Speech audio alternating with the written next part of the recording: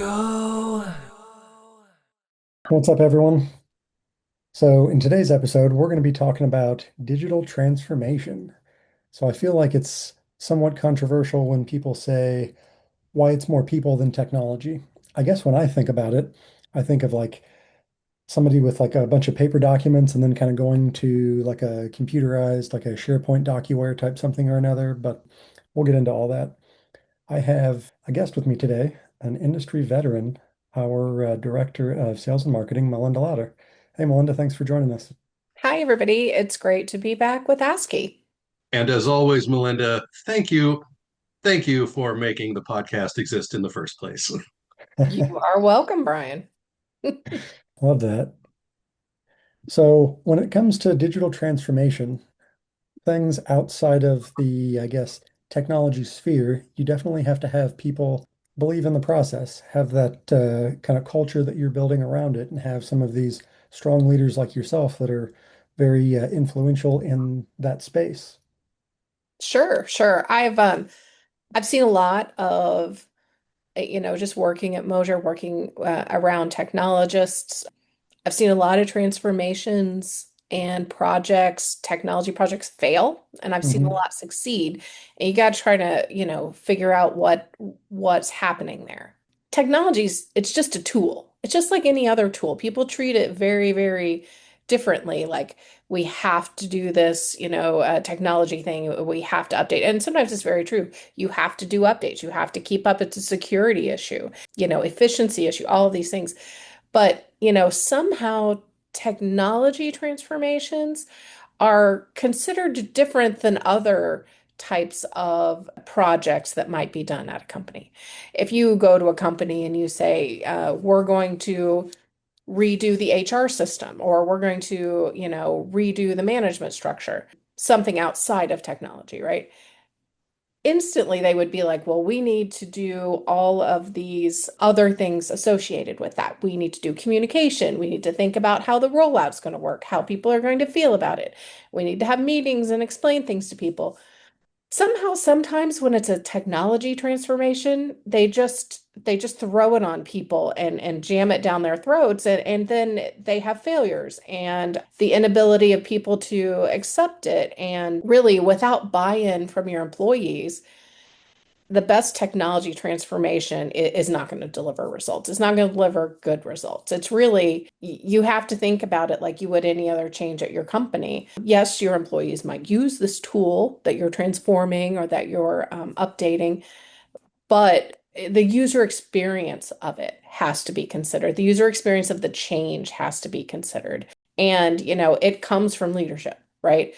Leadership Hmm. sets the tone for all of this. And the disruption has to be handled from a leadership position all the way down.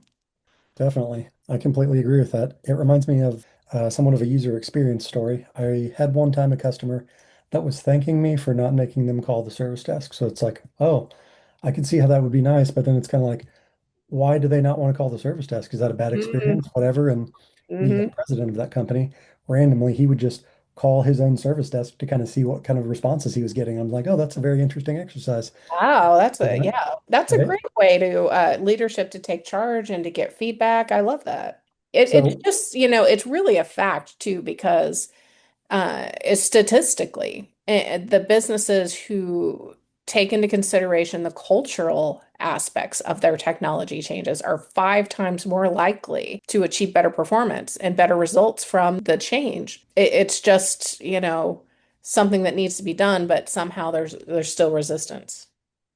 100%. And I feel like those processes have to be simple enough to where people will do them, but also good enough to where it's standardized and all that jazz. It's like you don't want people kind of circumventing the process just because it's too complicated in a sense. Sure. What would you feel are some of the most common mistakes that organizations make when kind of approaching that digital transformation space? So I kind of touched on this, but a lot of places treat IT projects, IT transformations as a tech IT project, and a Yep. project for the IT department, when in reality, it's a business strategy problem that they're trying to solve, right? So it needs to be taken out of IT and treated more like something the whole business needs to solve, right? So they 100%. include cross-functional teams right from the beginning. You need a marketing strategy for marketing this to your own people, like, right, to Mhm. market this transformation to them. And it comes down to the same thing is focusing on the technology without addressing the people and the processes, right? It's about conducting, a readiness assessment before you implement the tools. Are we ready to do this? Can we predict which parts of this are going to fail or be unaccepted? There's a tool that a lot of companies use. I'm not going to say the name of the software product because it is a very powerful product, but it has a very negative connotation at a lot of companies. When you go to a company and say, "Do you have a tool name site?" And those a lot of people kind of like, "Oh, I hate that site. I hate that site." It's really sad because I feel like something went wrong with the rollout of it because it's actually a very powerful tool, but people have a very negative impression of that specific software tool. So, I feel like a lot of that can be assessed in the front end of a project and fixed, kind of. So, and a lot of times I'm really big about the why. Another Hmm. thing that goes wrong is the why. Why are we doing this? Right. I'm a big Simon Sinek fan, and he Yeah, talks I about like the him. why. And so I think part of it is just communicating the why. If Uh-huh. people understand that this is for a reason. We're doing this for a really important reason that's going to help the entire company. They're willing to, put up with the pain of learning something new or doing something a different way for a little while until it becomes a new habit, right? And I think a lot of companies, too, just another pitfall, they don't put enough into training and Hmm. upskilling people so that they have the tools they need to accept this new level of technology, right? Whatever that new level of technology might be. Um, 100%. And that's a very interesting point. Like from the IT guy perspective, I don't necessarily always think of the costs of, say, retraining employees. I'm more of like, this is what the product's going to cost. These are the implementation hours. And that's kind of the whole thing, because that's kind of where I stop in a sense. People kind of think that, if it's got a power button or it plugs into the wall, it's an IT problem. yeah, exactly. But it's a much bigger problem. And one of the other things is like doing too much, like making it too much or too big too fast. Hmm. Start small. Maybe instead of rolling it out to the whole company, maybe we roll it out to a test group. Maybe we get feedback. Do you have to do it in that way? Does it have to be all done at once? Can we do smaller groups? Can we do a feedback loop? Can we do something like that? We're really big at Moser about try big things, but let's fail it fast, right? Sure. And learn fast. So, I'm a big fan of that. Part of that is your communication plan when you're rolling something like that out. I mean, as part of the marketing department, we know multiple touches, multiple exposures have to be experienced before somebody even notices, even with a major undertaking at a company. Like, we're switching this out and everybody's going to have to deal with this. You're going to have a lot of people that don't pay any attention until it's too late sometimes. And then your onboarding and training has to be done over because not enough people realized what the timeline was, how important it was to the company. And so your communication, you have to tell people that you're going to tell them something. Mhm. Then you've got to tell them the thing. And then you got to come back and communicate like, hey, here's the thing we told you we were going to tell you. Here's what we told you. Any questions? Like that multiple instances of communication, like to just get it to seep into the entirety of the company is really important because if the more you can get people on board ahead of time, the greater Yeah. the chance they're actually going to pay attention to the timeline and during the training, and you don't have to do multiple intervals of the training or retraining because people were just not plugged into it when it was time to be. Yeah. And it actually brings up something kind of interesting too about you're talking about trainings and about different people. I think you have to consider how different generations or different types of people absorb information, right? There's certain people that I work with that I just know the best way is to go to them and show them the new thing, right? Other people, I know they're just going to catch on. You have to think about you can call it generations, how each generation learns best and what they need. Or it may, if you don't are not comfortable with generations, just different types of people, right? How different types of people learn. And you kind of have to take all of that into account and when you're doing the rollout. Definitely. Yeah, that's a huge deal too. In your experience, how would you say that leaders can foster that culture of collaboration, adaptability, and kind of ensure that success of initiatives like this? I think that it's the lead by example situation, right? The leadership team has to have a positive attitude about the change.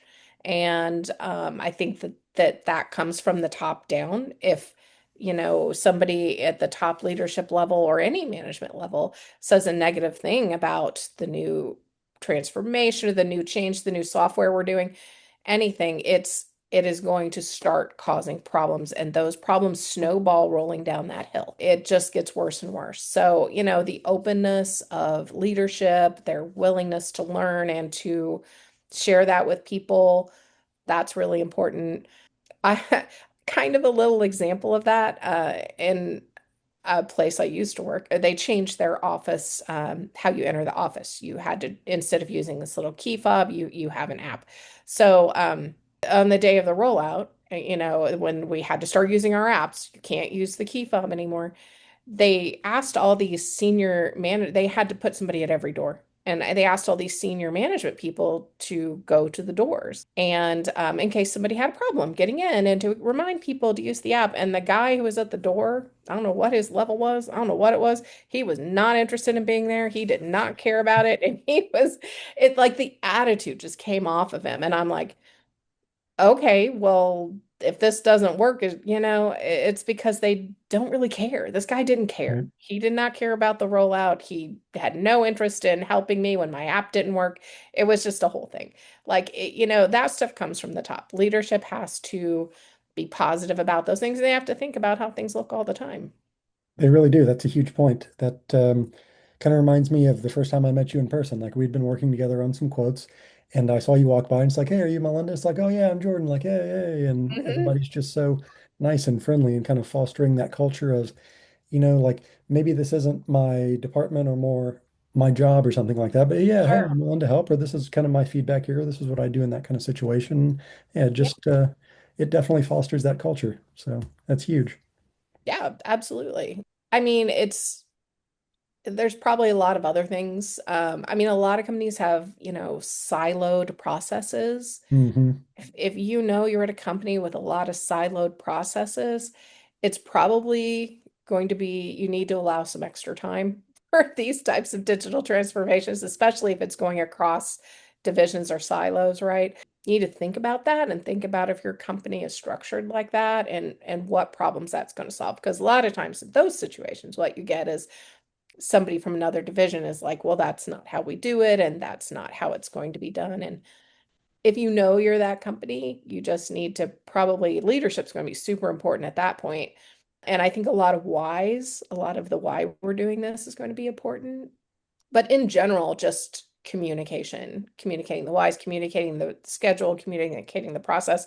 The worst thing that could happen is when people hear something's coming, right? They make a big announcement. We're going to be, rolling out this technology. And then they hear nothing. Crickets for like 6 months. And everybody's like, is that ever coming? What's happening with that?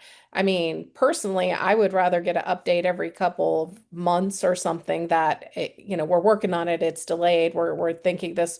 I would rather know that than have this murmur of something happening that's coming at me and then get no update, right? But a lot of times the updates just stop coming. We've seen that happen too and cause lack of adoption of a technology rollout. Things just kind of become a black hole at times, It's but Yeah, it does. that kind of And thing you have happens. to think about if what the average person at your company who only receives the, bulk communications or only has time to read the bulk communications, what are they experiencing about this technology transformation? Definitely. Yeah, if say like for your example with the door guy, if that guy was in like a great mood and loved his job, I'm sure your experience would have been completely different. Absolutely. Even if he'd have just been like more into why he was there, right? There's so many things that could have been done differently there. And there are only so many times something like that can happen where they're like, oh, that's weird, that's out of the norm, before that experience becomes the norm. And then your corporate culture has really suffered when it did not have to. If that becomes the expectation rather than the exception, you got a lot of work to do. Yeah, for sure. I mean, and you have to also think about, we talked about it a little bit about the training, but do they have the skills to do this? Do you need training? And you need to plan that ahead of time.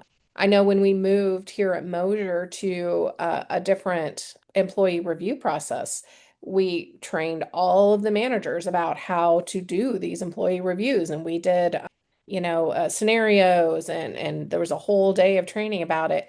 That type of thing, it's so important, and it went very smoothly after that. I mean, a new process is always going to be a little rough, but the training that was put into it, I feel like was very important to helping that.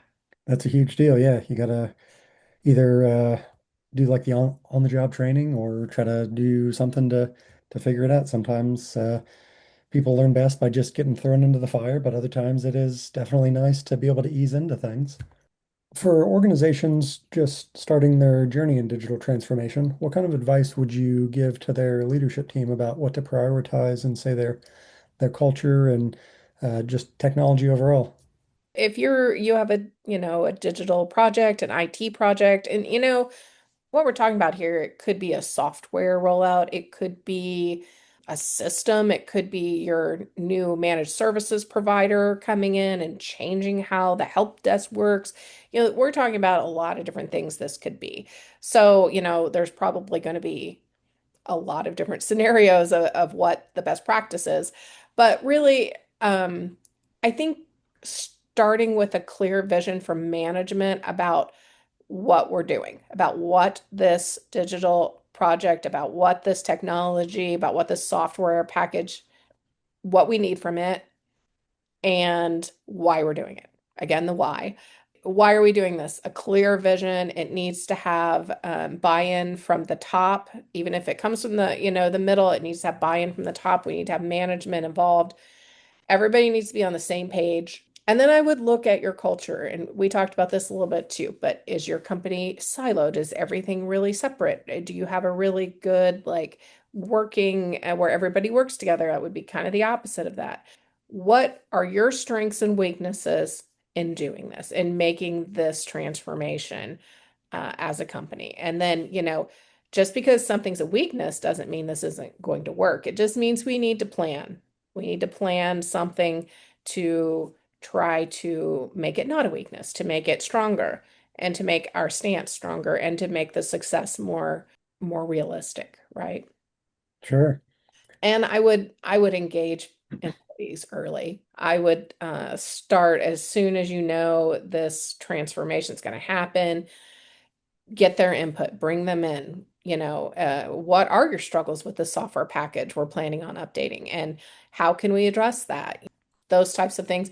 Getting people involved, employees involved on the ground floor is more likely to make it successful as well, because if they have input, they're a part of it. Now, I know you can't get input from every single person, but maybe you can. Maybe you can send a survey to your entire company about this software or this whatever transformation you're doing. And, hey, what would you like to see improved about this? And as many people as can, you can get input from. Maybe you can make a board of a committee of people to just give you feedback about it and Mhm. bring them back together when you have something for them to look at for the transformation or for the new software, whatever you're doing. And then, investing in training, being Yeah. patient. I think, remembering that it is a journey. All of these IT projects are a journey, whether Yeah. it's a database movement, it's a dashboard for insights, whatever it is, it's a journey, and it's not going to be solved on the first day.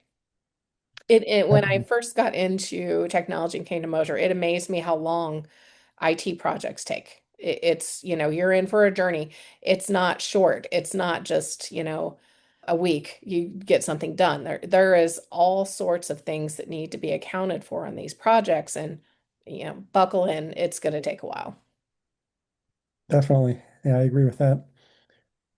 On the topic of like investing in leadership development, like your leaders at the company, are they approachable? Do people feel Yeah. comfortable coming to them? That makes me think of the story of the Emperor's New Clothes, for example. So, Yeah. right? So like the Emperor is thinking he has all of these beautiful new clothes on, but he comes out and he's actually naked, and then everybody is afraid to tell him that he's actually naked just because they fear this guy so much, and he just is walking around naked. But Nobody wants to admit that they're that guy, right? But this is right. where you have to be really realistic. Hmm. Are people really willing to say something to leadership in person? Are Right. they? Or do you really need to think about having, a survey where people can also say things privately, you know? Yep. A lot of times I do see leaders who think people are comfortable going up to them and people are maybe not. Maybe it's not anything that person has done. It's just a dynamic that people have with, anyone who's that far above them in the org chart. It's Yep. it's it's upsetting to some people to try to go to that person and be honest, especially when, it could be some negative feedback about the product, Hmm. and it Right. makes people nervous. Even for people who are thinking while listening to this, going like, I'm good at hearing things that I might not want to hear. I'm good at hearing bad news. That might be true. That might not be true. A little bit of self awareness goes a long way. But even if you are practiced and decent at hearing things that you might not want to hear, but again, going back to company culture, is it encouraged? Is it celebrated? Like, hey, we have to have hard conversations, and that can't happen. I want to hear them, but that can't happen. I can't hear it unless somebody says something. So that Hmm. has to be like baked into your day to day running of your company or of your office. Just because you think you're good at hearing bad news, that doesn't mean people want to give it to you. Hmm. Yeah, that's absolutely right. You can't be afraid to approach your leaders like that. I mean, some people are afraid to kind of see what may happen. It's like I kind of fear for my job in this situation, which is terrible to have to say, but it's a thing. It's out there. But I think through a culture of feeling safe, feeling collaborative, and just kind of being able to hang out with your peers and feel like people have your back, being supported is a huge deal going forward. Yeah, no, I totally agree. And I think people shouldn't be afraid of Hmm. technology projects. I think that, you need to treat them like any other project your company would do. You need to think about ramifications and you need to think about how people might perceive this change, how people might have trouble adjusting to it. You need to take into account all the cultural things. And if you do that, I mean, the statistics tell you that the people who do those things, who take that into account, your digital transformations and your digital IT rollouts are very much more successful. And I think that we just have to come at it with that mindset and things, it'll improve, make a lot of improvements for any company. Definitely. Yeah, I think that's all really great stuff. I think another thing to keep in mind is if you're somewhere where you think delivering bad news or telling someone in your leadership something that they might not want to hear could affect your job, leadership or your owners not hearing things they need to hear and not hearing about things that need to change eventually is going to put everyone's job at risk. That's true. Well, everybody, thanks for joining, and we'll see you in the next episode. Thank you for tuning in to this week's episode of ASCII Anything, brought to you by Moser Consulting. We hope you enjoyed learning more about digital transformations and how they're more about people than they are about technology. Be sure and join us next time when we dive even deeper with our resident experts and what they're currently working on. Don't forget to share your ideas or opinions with us on social media. And in the meantime, please remember to give us a rating and subscribe to our feed wherever you get your podcasts. Until next time, so long, everybody.